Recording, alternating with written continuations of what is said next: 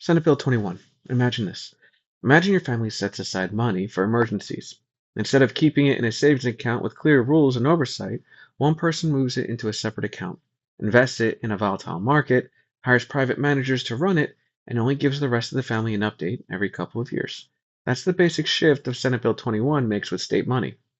What the bill says it does? Senate Bill 21 says it creates a Texas Strategic Bitcoin Reserve to protect the state from inflation and economic instability by holding Bitcoin and other large cryptocurrencies as a long term asset. What it actually does?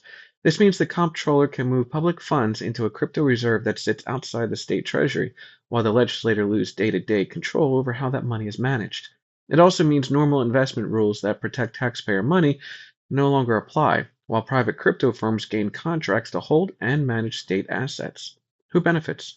Crypto industry groups like the Texas Blockchain Council, private custodians, and liquidity providers who manage the crypto, companies like Bitcoin Depot and Crypto.com, and the Comptroller's Office, which gains expanded financial authority. Who pays the price?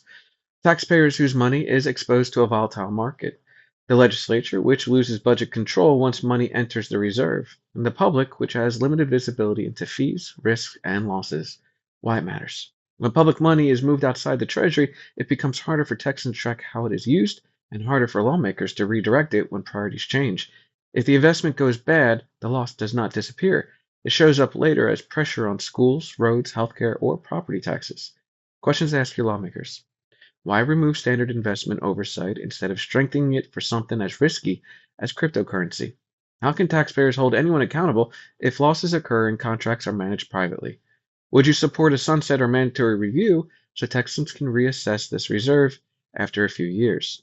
Bottom line, Senate Bill 21 shifts public money into a high risk system with less oversight, while everyday Texans carry the downside if it fails.